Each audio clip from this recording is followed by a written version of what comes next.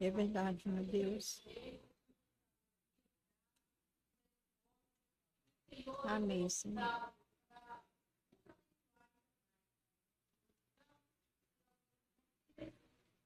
Amém, Senhor. Pastor está para falar.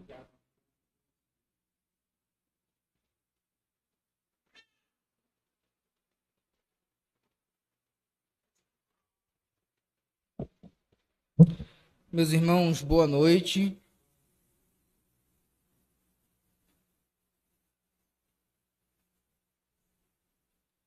Que a graça e a paz de Cristo Jesus seja com todos. Enfim, hoje é o nosso 17º encontro acerca dos dons espirituais. Se prolongou um pouco, né? Mas espero que esteja sendo satisfatório. Nós vamos chegar no nosso último dom espiritual, que é o dom da profecia. Confesso que acho que é o dom que nós vamos ter um pouco mais de dificuldade, porque nós vamos abordar pelo menos 4 posições acerca da profecia. A posição que eu vou me identificar é a minoritária. Então, os irmãos certamente podem tomar certo espanto assim, de início com aquilo que eu vou defender, mas talvez não. Talvez não, né? Então, nós vamos estudar sobre profecia e eu vou indicar, como indiquei no início do estudo, 2 livros. Esses 2 livros estão embasando todo o meu pensamento. Eu, na verdade, cheguei à conclusão lendo esse livro. Eu tinha dúvidas acerca do dom de profecia. Eu tinha uma tendência, assim como tem tendência em algumas vertentes teológicas. Mas esse livro aqui bateu o martelo no meu coração, de tal maneira. Então, a palavra final, resposta bíblica à questão das línguas e profecias hoje, do Palmer Robertson. Então, eu vou citar muito ele. Na verdade, acerca dos dons espirituais, de maneira mais específica a profecia, eu vou embasar todos os slides nesses 2 livros. E o outro é Dons Espirituais, uma perspectiva sensacionista de Thomas Schreiner, 2 norte-americanos. Excelentes livros, é muito bom. Então, tá aqui, caso alguém queira saber algo de alguém mais dotado e melhor, né? Os autores aqui. Então vamos lá, vamos entrar no nosso assunto. Eu de início já coloco a posição que eu vou assumir. Profecia, uma abordagem sensacionista. Essa é a minha perspectiva hoje. Posso mudar? Até posso. Acho difícil. Mas posso mudar. A gente, no mundo teológico, ainda mais quando é temas difíceis e complexos, a gente sempre fica assim: pode acontecer de algo mudar. Mas hoje, o que eu mais sou convencido é essa perspectiva. Espero passar para os irmãos e nós encerrarmos o estudo dos dons. Nós não vamos encerrar hoje, impossível, mas nós vamos encerrar com esse tema. A profecia é o último, e eu convido os irmãos a pensarem comigo acerca desse tema. Dons espirituais, profecia, uma abordagem cessacionista. Cessacionista vem do termo de cessação, cessou. Então, eu acredito que o termo cessacionista é adequado para este dom, para este dom. Pois bem, o que é uma profecia? Será que o dom é para a direção pessoal? Será que é isso, por exemplo, que Paulo tem em mente quando fala em 1 Coríntios, capítulo 14, acerca dos dons de profecia? Muita gente acha que o dom da profecia na igreja primitiva tem a ver com a manifestação do Espírito Santo para indicar decisões às pessoas. Será que é isso que Paulo queria dizer? Ou profecia é uma revelação dos mistérios de Deus para a igreja? A profecia é para hoje? Posso ficar na expectativa de recebê-la? Sim ou não? Então, são perguntas que nós vamos responder. Eu sei que de maneira devocional, quando a gente lê a Bíblia, e a gente lê o termo profecia, a gente às vezes não tem esse olhar teológico, mas hoje eu preciso que os irmãos tenham um olhar teológico para esse termo. E questione o que Paulo quer dizer com profecia. Às vezes, a gente lê e nem se pergunta, né? A gente simplesmente lê. Mas o que Paulo quer dizer com profecia? Só que Paulo, vamos deixar para quinta-feira que vem, porque eu preciso construir um caminho de conceito. E nós vamos começar no Antigo Testamento e vamos fazer a transição para o Novo, hoje. Nós vamos olhar o conceito de profeta no Antigo Testamento e a transição para o Novo. Como Paulo é mais disputado, porque Paulo fala de profecia em Romanos, fala de profecia em Coríntios, e também fala do ministério profético em Efésios, nós vamos estudar Paulo semana que vem. Mas isso aqui é importantíssimo para a gente entender a mente de Paulo. Tá bom, meus irmãos? Então vamos lá. Vamos entrar no estudo de hoje acerca da profecia. Primeiro eu quero listar para os irmãos possibilidades interpretativas acerca do dom de profecia. Eu postei esse slide hoje nos meus status, né, no Instagram e também no WhatsApp, e algumas pessoas já estão pedindo e perguntando acerca disso. Porque, de fato, é um assunto muito instigante. E existe pelo menos 4 posições acerca do que é o dom de profecia. Eu vou defender esse amarelo, ok? Eu vou defender o amarelo. Se os irmãos não concordam agora de início, espera. Nós vamos caminhar pelo menos 2 quinta-feiras para definir isso aqui. Mas não tem problema nenhum dos irmãos pensarem em outras coisas. Por exemplo, a pregação. Muitos reformados pensam no dom da profecia como pregação. Eu tenho muita dificuldade de entender como pregação, mas nós vamos perceber o porquê. Vamos lá. A primeira possibilidade interpretativa acerca do dom da profecia é essa. Revelação inspirada por Deus. Ponto. Ou seja, os profetas da antiga aliança quanto da nova aliança, do Antigo Testamento quanto do Novo Testamento, não possuem diferença qualitativa. Ou seja, para quem defende essa perspectiva, que são os cessacionistas, entende que os profetas da antiga aliança e da nova aliança cumprem a mesma função. Trazer uma revelação de Deus. Essa é a minha posição. Tá bom, meus irmãos? Uma outra posição que está de vermelho, e é onde eu vou mais bater. É onde eu mais vou bater. Mas é... achei que estava rindo para o vermelho. Poxa vida. Tá vendo? Ô, Lecilda, aperta aquele interruptor lá, o penúltimo, fazendo favor. Poxa... Ainda assim, o fundo não foi legal. Enfim. Então, deixa assim, pode deixar assim. Então vamos lá, deixa eu recapitular. Existem as possibilidades interpretativas acerca do dom de profecia. Quando a gente lê o termo profeta e profecia no Novo Testamento, no Antigo ninguém tem dúvida. Alguém tem dúvida do que é profeta no Antigo Testamento? Agora, e no Novo? Quando a gente lê profeta no Novo Testamento, o que é profecia no Novo Testamento? É essa a questão. Os primeiros que eu vou defender é: o profeta é aquele portador de uma revelação imediata ou direta de Deus. Ele recebe de Deus e transmite, ou seja, não há diferenciação qualitativa. O profeta da antiga aliança e da nova aliança cumprem a mesma função.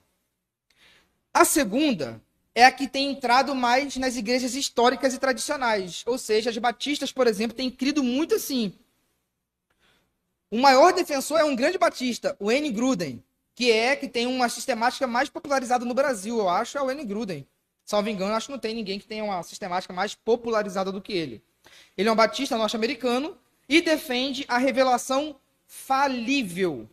Ou seja, o profeta do Antigo Testamento é diferente do profeta do Novo Testamento. O profeta do Antigo Pacto tem uma qualidade. O profeta do Novo Pacto, da Nova Aliança, tem outra qualidade.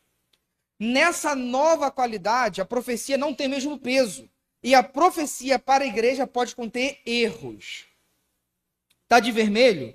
Porque é essa posição que eu vou mais atacar. É essa posição que eu vou mais atacar. Porque é a posição que tem mais entrado nas igrejas históricas. Aí eu coloquei aí, quem é que pensa assim? Os continuistas, não dá para ler, né? Os tradicionais e as igrejas históricas estão pensando muito assim. Terceiro, que são mais os pentecostais. Assim dá para ler melhor, né? Revelação ordinária. É difícil você ver um pentecostal falando, por exemplo, de uma revelação com erro. Eu acho até mais coerente do que os tradicionais falando que tem revelação com erro. Mas vamos lá, vamos com calma. Revelação ordinária. No entanto, a revelação que os pentecostais defendem não tem inovação e nem complementação doutrinária. Então eles creem naquela profecia em relação diretiva, ou então algo que vai trazer o consolo, a exortação, mas não que tenha conteúdo doutrinário, mas que é infalível porque é a profecia. E por fim, os reformados pensam mais em pregação. Isso aqui tem margem para a diferença, porque não são todos reformados que pensam assim, mas eu coloquei o grupo maior. Então, são 4 possibilidades de nós entendermos a profecia. Revelação direta por Deus, que é infalível. Revelação direta por Deus, mas que é falível. Revelação ordinária, mas sem acréscimo de doutrina e sem complemento. Ou pregação, que são mais os reformados que pensam assim. Esses 2 últimos, eu acredito que é mais fácil a gente não aceitar. É mais fácil. A pregação, porque a pregação tem mais a ver com a função do mestre pastor e não do profeta. O profeta recebe direto de Deus e transmite. Quem lê, quem faz exegese é pastor mestre e não profeta.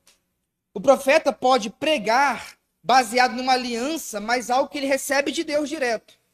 O mensageiro não. Eu, por exemplo, não posso chegar aqui e falar assim, ó, recebi direto de Deus uma mensagem para a igreja. Porque o papel do pastor é ser mestre. E mestre está condicionado a entender uma escritura. O profeta não. O profeta é porta-voz de Deus. O terceiro não tem muito a ver com a linha tradicional, que é aquela revelação ordinária, infalível, mas que não acrescenta nada doutrinariamente. Então, eu vou ficar mais entre o primeiro e o segundo. Mas se os irmãos lá na frente quiserem perguntar mais sobre os 2 últimos, não tem problema algum. Vamos lá, então. Profecia, uma análise bíblica. Eu quero construir com os irmãos o pensamento de profeta bíblico, historicamente falando. Nós precisamos entender como que o conceito de profecia e profeta surgiu na Bíblia. Porque como é estipulado o conceito de profecia, vai definir muito o que a gente diz da profecia no Novo Testamento, na Nova Aliança. Esses textos são do Robertson, e eu vou ler para os irmãos. A profecia bíblica teve suas origens no Velho Testamento, o que é algo importante. Ou seja, quem é que define profecia? As próprias Escrituras, na Antiga Aliança, no Velho Testamento. O movimento profético no Velho Testamento originou-se com Moisés. Nos dias anteriores a Moisés, Deus falou pessoalmente aos líderes das várias famílias patriarcais. Geralmente, Deus falava antes do movimento de profetismo por teofania.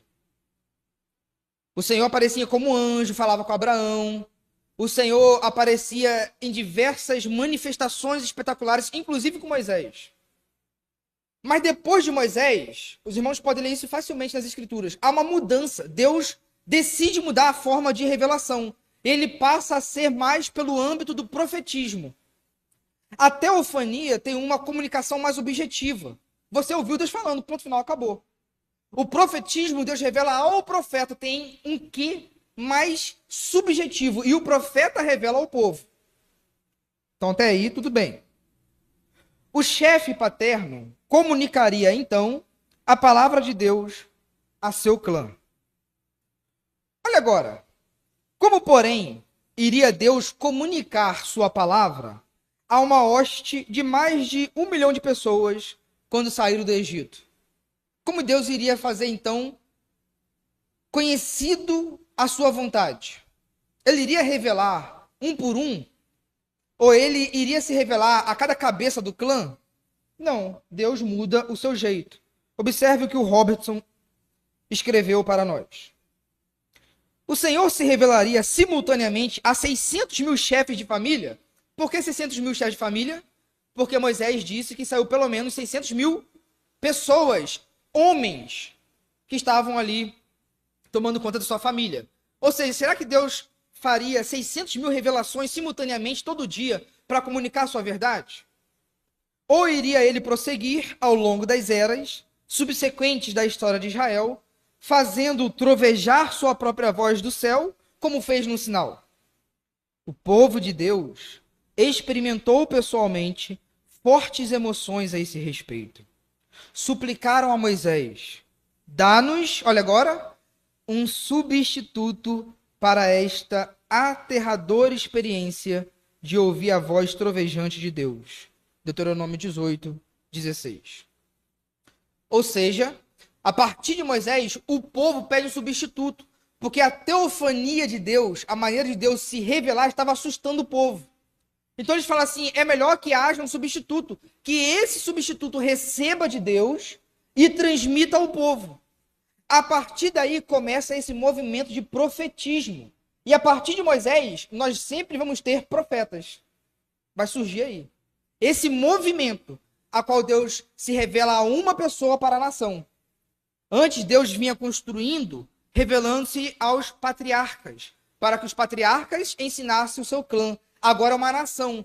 E há uma substituição. Já não é mais o chefe da família que vai falar com o povo. Agora são os profetas. Então, o profeta vai assumir esse papel intermediário entre Deus e o povo. Em resposta à solicitação do povo, Deus providenciou um mediador profético e estabeleceu um ofício profético. Um homem receberia a palavra de Deus no monte, lá no Sinai, e subsequentemente intermediaria a palavra ao povo, que lá embaixo tremia. Foi assim que a profecia teve a sua origem. Então observe que o autor, Robertson, está traçando uma linha de como surgiu a profecia. A profecia, automaticamente, então, nesse momento, é um homem que substitui a teofania para uma revelação. Só que essa revelação já não vem mais para o grupo ou para um patriarca, vem para um homem para ser porta-voz de Deus para todo um povo, para toda uma nação. A partir desse registro histórico e teológico que o Robertson faz, ele vai citar 4 conclusões a partir dessa introdução que ele fez. A primeira, a voz do profeta substitui sinais apavorantes de Deus. Cada palavra do profeta flui como sendo a própria voz de Deus. Isso aqui é muito importante. Esse conceito, a gente precisa amarrar isso, porque nós vamos construir isso em todo o desdobramento do entendimento de profecia. O profeta, então, faz o quê? Substitui a voz de Deus. Ou seja, ele falando em nome de Deus, é o próprio Deus falando. Beleza? Não pode ter margem aqui. Não pode ter margem para outra coisa. Segunda conclusão que o Palmer chega. A profecia não é encontrada nas experiências subjetivas de um homem. Não é um homem que sobe no monte e fica pensando, remoendo algo para transmitir ao povo. O profeta recebe de Deus o que vai transmitir ao povo. Por isso, nos escritos proféticos, existe um refrão. Que refrão é esse? Assim diz o Senhor. Ou seja, não sou eu que estou lendo algo ou matutando algo e entregando ao povo. Eu estou recebendo. Logo, a profecia não é intuição, impressão, racionalização ou sentimento. É algo recebido. De fato, é uma revelação. Então, profecia é Deus se dando a conhecer a uma pessoa que é o profeta, e esse profeta passa ao povo aquilo que recebeu de Deus. Terceira conclusão que o Robertson chega. A palavra do profeta não é primariamente preditiva em sua natureza. Quando a gente pensa em profecia, por exemplo, em 1 Coríntios capítulo 14, é comum muitas pessoas lerem profecia tendo uma conotação de predição de futuro. É muito comum isso. Tanto é que quando alguém acerta o futuro ou uma possibilidade, o que as pessoas falam? Esse é um profeta. Faz parte do senso comum.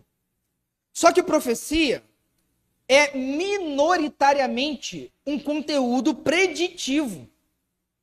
A profecia tem mais a ver com proclamação de revelação doutrinária e de construção histórica que o Senhor está fazendo dentro do plano redentivo. Então, a profecia tem elementos futuríveis, com certeza. Mas é um prognóstico do futuro sempre? Não. Na verdade, é a minoria. Observe o que o Robertson escreveu. A tarefa primordial era declarar a vontade de Deus. Nem sequer uma única predição é encontrada nas 10 palavras. Que 10 palavras são essas? Os 10 mandamentos, que é o coração da lei. O coração da revelação comunicada através de Moisés. Observe que o coração da revelação dada a Moisés não tem nenhuma palavra preditiva. São mandamentos, são normas, são orientações, são diretrizes para a vida moral e ética. São doutrinas. Então, Deus comunica o futuro Quando é dentro de um plano redentivo, com certeza. Mas a profecia é fazer Deus conhecido. E se for necessário dizer o futuro para mostrar a sua soberania, tudo bem. Mas a profecia não é em si dizer o futuro. É possível ser um profeta sem dizer um futuro. Muito bem, possível. E é possível dizer um futuro sem ser um profeta de verdade. Então, onde é que está o grande X da questão? Se esse profeta está trazendo a revelação da vontade de Deus. Quarta conclusão que o autor chega é o seguinte. O profeta era um intermediador pactual entre Deus e o seu povo. O propósito supremo do pacto, da aliança divina, não pode ser alcançada a não ser que uma figura profética esteja entre o Senhor e o seu povo. O propósito divino no pacto, ou na aliança, consistia em ser um com o seu povo. Ao estabelecer uma relação pactual, o Senhor vinculou-se intimamente a seu povo. Enquanto um mediador não descesse do alto do monte ao povo embaixo, a unidade pactual não seria plenamente consumada. Quando a revelação profética viesse diretamente pela mediação de Jesus Cristo, então o propósito principal do pacto teria sido concretizado. Experimentar a revelação de Deus através do Filho significa ser um com o próprio Deus. O que o autor quer dizer? Que essa função de substituição que Moisés teve em relação a Deus e ao seu povo, de seu porta-voz, foi uma função de gerar uma união entre Deus e seu povo. Porque essa aliança foi dada por meio de um profeta. Que profeta? Moisés. Só que Moisés, como ele era um tipo, ele não conseguiu fazer essa aliança ser consumada. Somente um profeta poderia fazer a consumação dessa aliança, que é quem? Jesus Cristo. Somente em Jesus a gente é aliançado, pactuado e enxertado em Deus.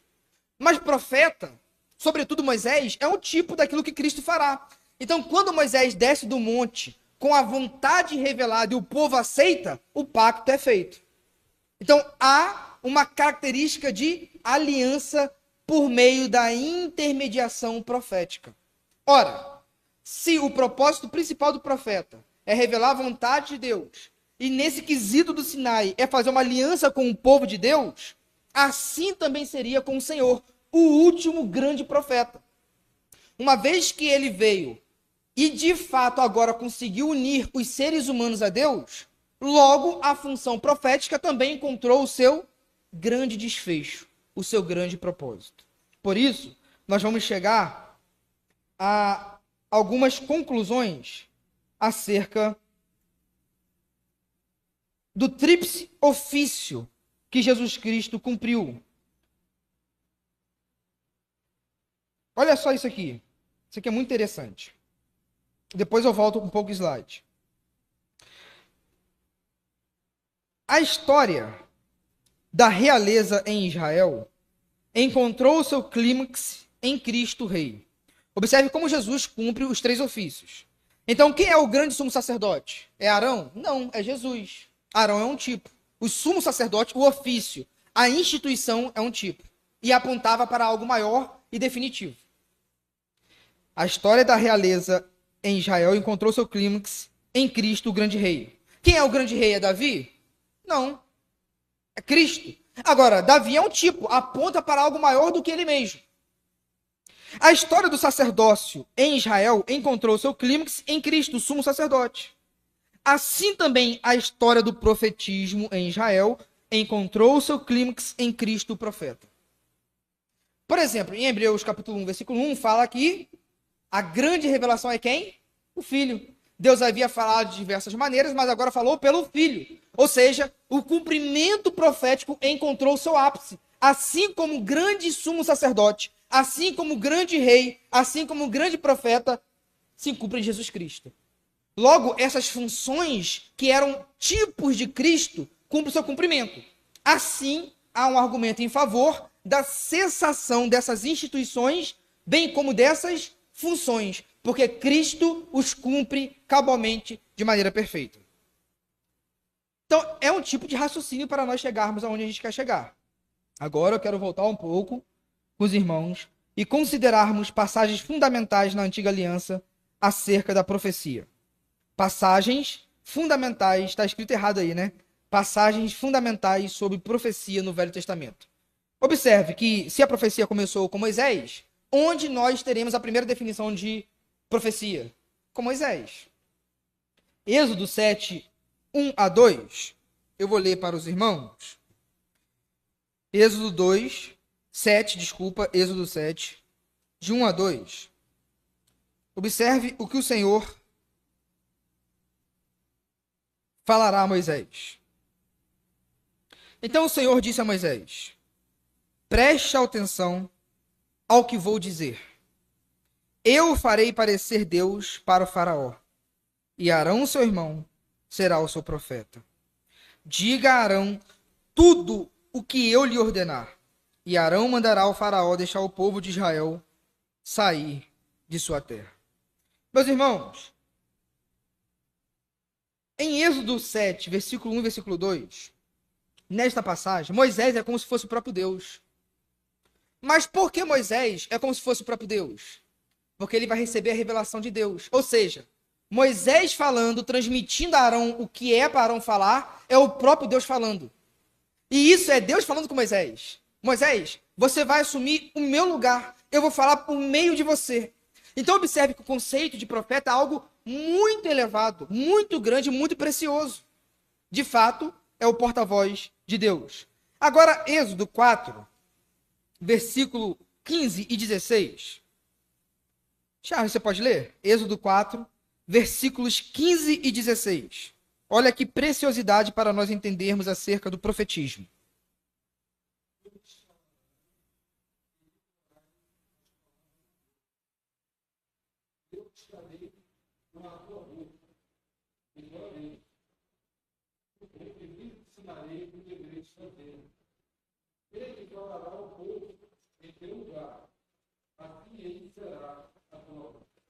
Meus irmãos, o profeta será o que de Deus? Sua boca. Isso aqui é muito importante para nós irmos contra o entendimento de que a profecia pode ser falível. Êxodo 4, versículo 15 e 16. Boca a boca. Observe como que Deus fala assim: eu vou falar, vou colocar em sua boca. Observe o seguinte: Deus não comunica a sua revelação ao profeta pensamento a pensamento. Ou seja, o profeta não tem uma articulação na mente para falar. O profeta tem palavras para falar. Não é ele que ali está formulando a revelação, ele está recebendo a revelação. E assim, o profeta é boca a boca de Deus para o povo.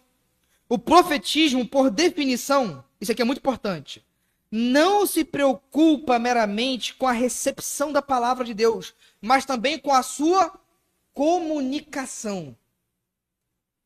Recepção da revelação é uma coisa, está no sujeito. A comunicação é o que o profeta faz com a recepção que ele recebeu.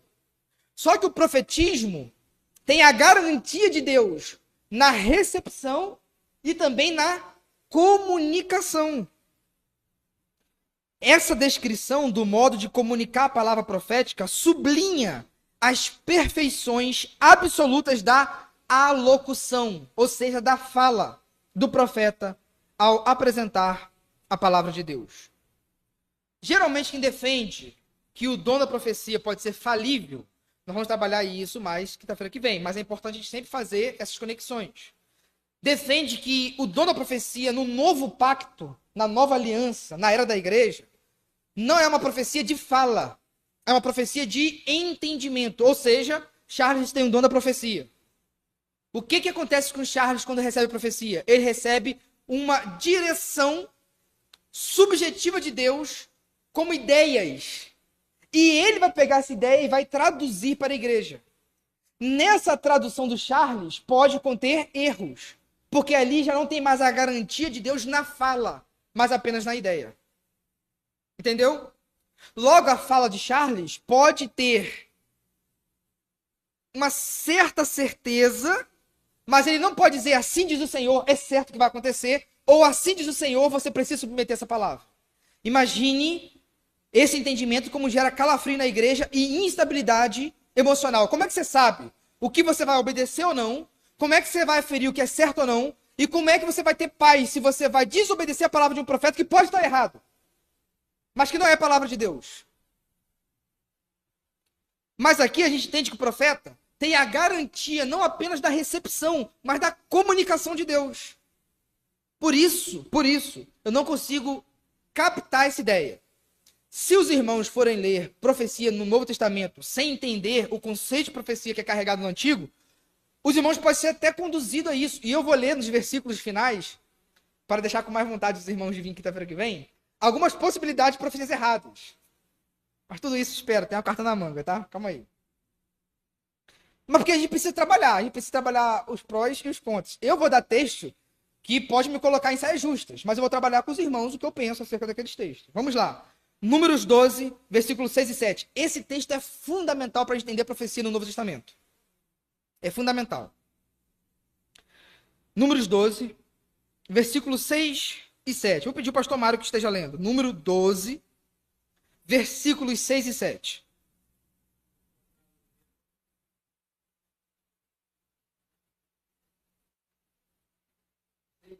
Seis e 7.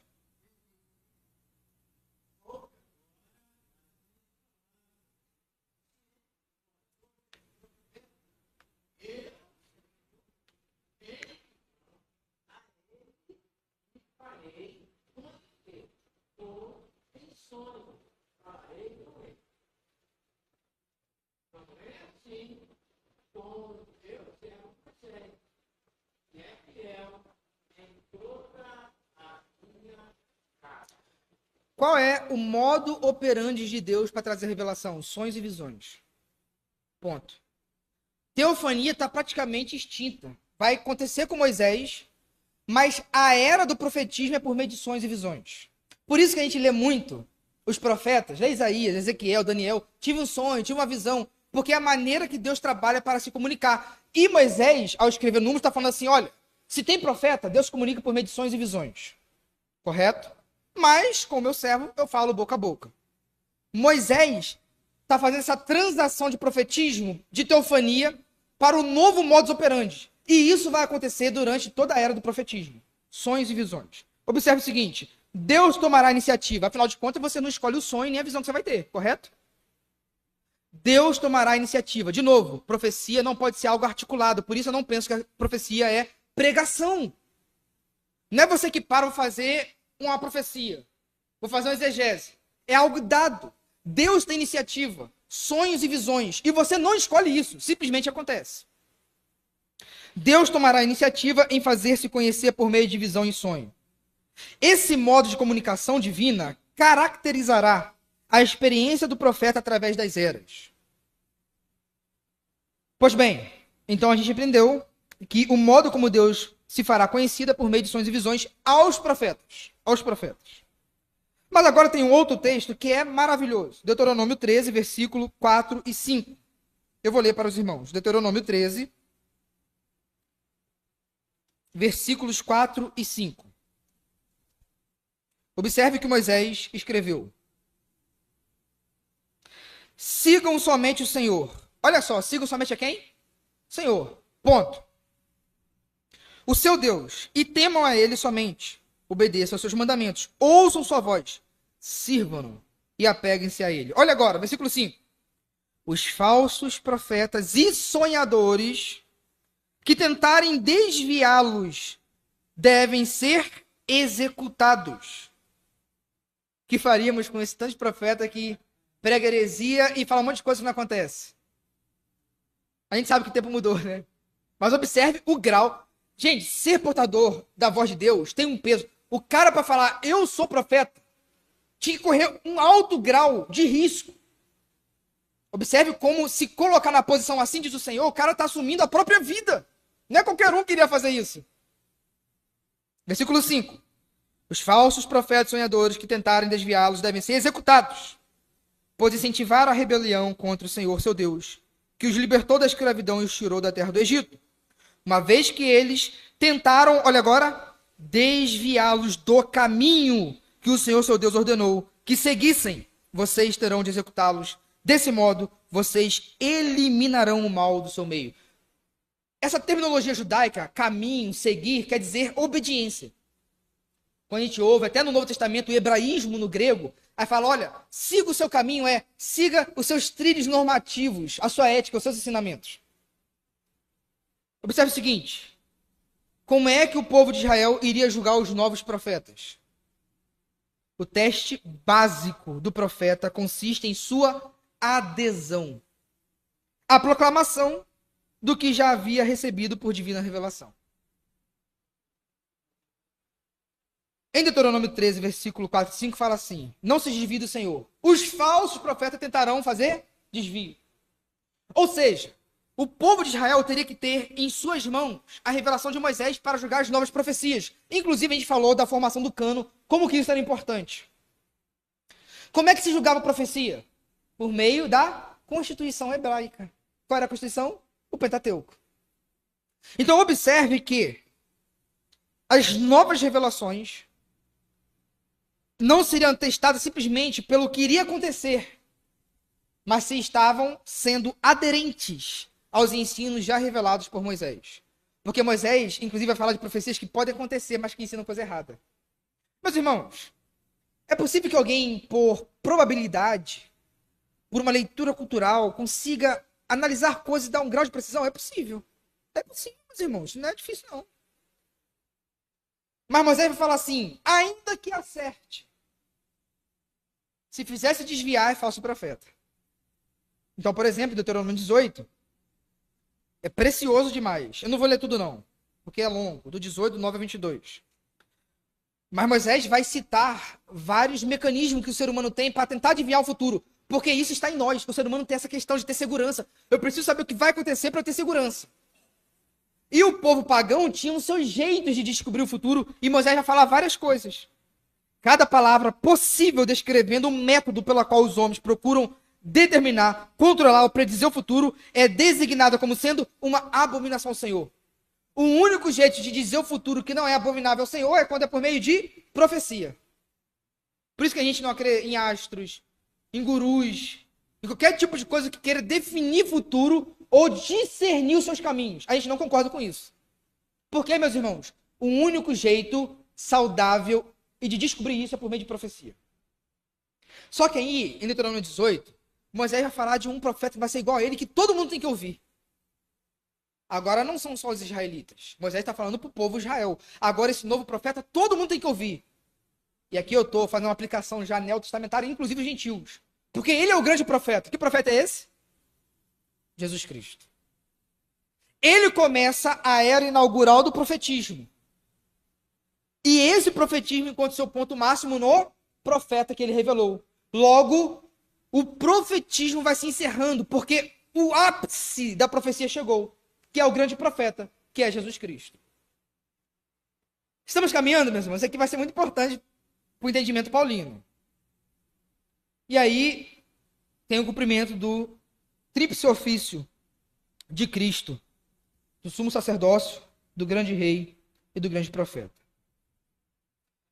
Agora aqui está um ponto fundamental para a gente entender e por que eu vou falar que profecia no Novo Testamento é igual a profecia no Antigo Testamento. Isso aqui é muito importante, meus irmãos. Isso aqui se pode grifar, porque é muito importante. Vamos lá. Profecia sobre profecia no Velho Testamento. Deus levantou um profeta falando que no Novo Testamento, na Antiga Aliança, aquela profecia que ocorria ali também iria acontecer no Novo Testamento, na Nova Aliança, que foi Joel capítulo 2.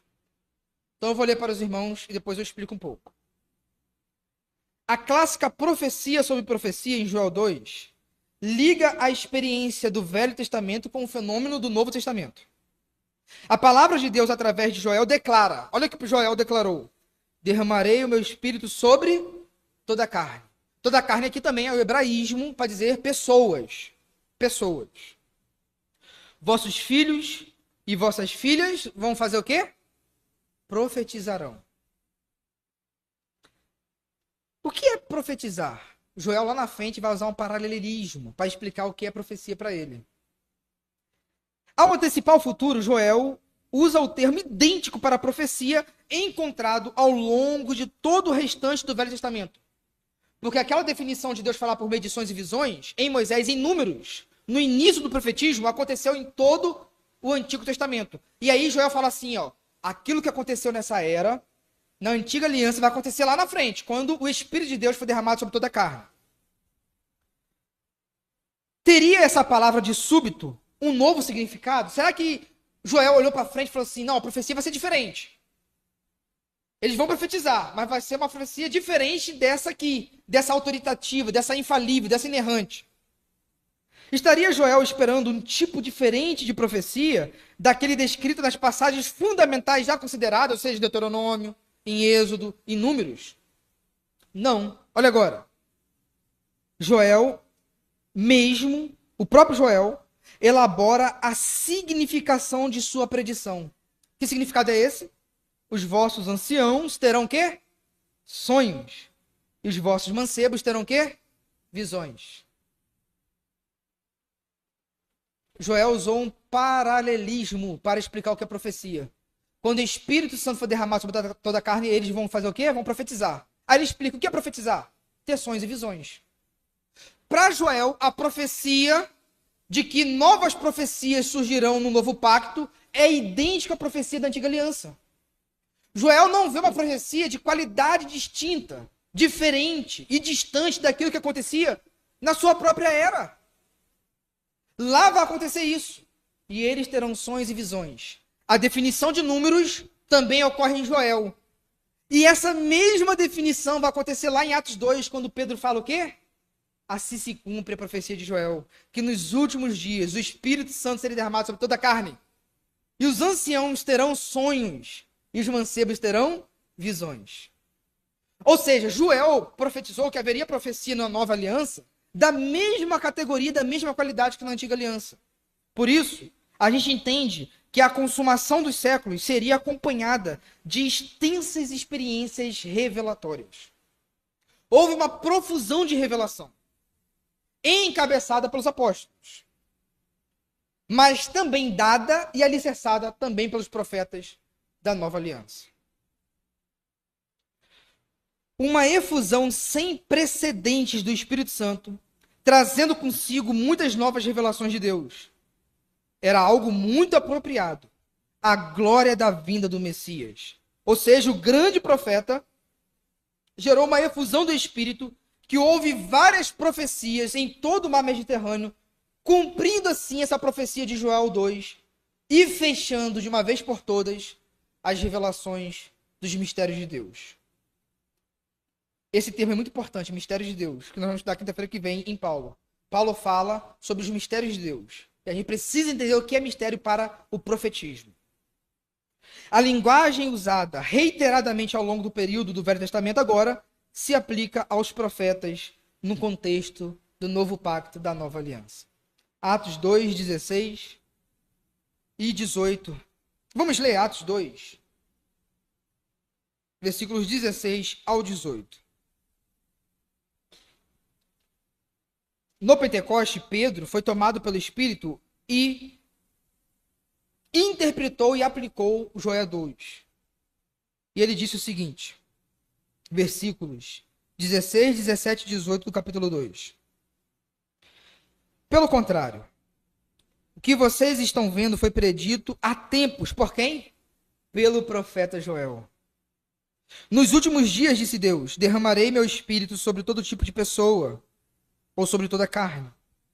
Seus filhos e suas filhas profetizarão, os jovens terão visões e os velhos terão sonhos. Naqueles dias derramarei meu espírito até mesmo sobre servos e servas, e eles profetizarão. Pedro usa o mesmo conceito de profecia de Moisés, o mesmo conceito de profecia de Joel, e aplica agora no Pentecoste, ou seja, na nova aliança. A profecia é a mesma coisa. Tem o mesmo conceito, tem o mesmo poder. Logo, a profecia na nova aliança também é inerrante, é infalível e é autoritativa e não tem margem para caducar ou margem para erro. Pois bem, a gente viu agora o cumprimento. Então, até aqui, a gente viu o seguinte. Já estou caminhando para o final. Até aqui viu o seguinte. Conceito de profecia, o que é um profeta. A gente viu que tinha um grau muito risco de alguém sumir, ser um profeta e não ser, poderia ser executado. A gente viu que a profecia era no sentido de receber a revelação, mas também da alocução, ou seja, da transmissão, da recepção da revelação. E a gente viu que todo o profetismo foi marcado por um modus operandi de visões e sonhos que os profetas tinham. Sonho, qual é a diferença de sonho e visão? Sonho, há uma maior passividade do sujeito que está recebendo, porque ele está em suas faculdades dormentes. Ele está dormindo. Então, ele tem pouca elaboração. A visão não. A visão é um sujeito acordado que está recebendo. Quem lembra aqui do episódio do profeta que falou assim, Senhor, abre os olhos do meu servo para que veja a cavalaria que está cercando aqui o exército? Isso é visão. Eliseu. A visão, a percepção, as faculdades do profeta está mais ativa. Mas ainda assim, não é ele que está formulando, ele está recebendo. O sonho não. O sonho, o profeta já está dormindo e já está mais passivo. Mas os dois são passivos, os dois estão recebendo. Esse mesmo modus operandi é profetizado por Joel, que na nova aliança haveria uma profecia. E ele conceitua a profecia para a nova aliança. Aí chega Pedro, na inauguração da nova aliança, quando o Espírito Santo desce, interpreta Joel e fala que está se cumprindo exatamente igual. Então, para Pedro, a profecia da antiga aliança é a profecia que se espera na nova aliança. Beleza? Ficou claro essa transição? Essa transição é muito importante. Eu não vou terminar esse slide hoje, não. Vai ficar muito em cima. Aí, quinta-feira que vem, eu queria terminar isso aqui de Pedro hoje, mas vai ficar muito em cima. Nós vamos falar sobre o testemunho de Pedro e de Paulo acerca da profecia. A gente falou em Atos, Pentecoste. Agora nós vamos pegar cartas de Pedro e depois de Paulo para trabalhar o conceito de profecia para Pedro e para Paulo. Já nas cartas, não apenas no Pentecoste. E nós vamos ver que os conceitos de profecias é exatamente o conceito bem robusto acerca daquilo que foi profetizado. Mas para encerrar o estudo de hoje, eu quero lançar um pouquinho de sal na língua dos irmãos, para os irmãos ficarem com sede e voltar quinta-feira que vem. Tá bom? Deixa eu ler para os irmãos o seguinte. Eu só vou ler para os irmãos. Eu vou me colocar agora em saia justa. Mas vamos lá, 1 Coríntios 14. Porque eu estou defendendo que o dom da profecia, no novo pacto, na nova aliança, é exatamente igual à da antiga aliança. Mas eu quero ler com os irmãos 3 textos que podem dar a entender que profecia é diferente e que profecia tem erro. Vamos lá. 1 Coríntios 14, porque eu quero trabalhar com os irmãos acerca disso, os irmãos também já podem ir pesquisando. 1 Coríntios 14, 37 e 38. Ora, se a profecia do novo pacto é igual ao do antigo pacto, por que o profeta está debaixo do apóstolo? Olha só o que Paulo vai falar no versículo 37 e 38 do capítulo 14 de 1 Coríntios. Se alguém afirma ser profeta ou se considera espiritual, será o primeiro a reconhecer que o que eu lhes digo é uma ordem do Senhor. Se alguém ignorar esse fato, ele mesmo será ignorado. Algumas pessoas acham que a categoria de revelação do profeta aqui é menor do que a categoria de revelação do apóstolo. Eu não acredito nisso, eu acredito que é a mesma categoria de revelação. Mas por que Paulo falou então isso? Para a gente pensar para a próxima quinta. Vamos pensar. Isso aqui é para ficar assim, rapaz, realmente, para intrigar. Agora, 1 Tessalonicenses 5, versículo 20 e 21. 1 Tessalonicenses 5, versículo 20 e 21. Olha o que Paulo fala à igreja de Tessalônica. Não desprezem as profecias, mas, olha agora, ponham à prova tudo que é dito e fique com o que é bom. Ora, se é para colocar em prova tudo que é dito e ficar com bom, então há algo de mal na profecia. Há erros. Sim ou não? Não, meu irmão, eu vou defender que não. Mas é isso que eu quero fazer, eu quero provocar esse pensamento. Porque aqui está um texto. E esse é um dos textos usados para dizer que tem erro e que a profecia mudou de natureza. E por fim, Atos 21. É o texto mais forte para falar que a profecia erra, é Atos 21. Sobre Ágabo e os discípulos que se encontraram com Paulo. Só vou ler isso e vou encerrar, tá, meus irmãos? Só para os irmãos ficarem com um pouquinho de provocação aí na mente. Atos 21, versículo 4.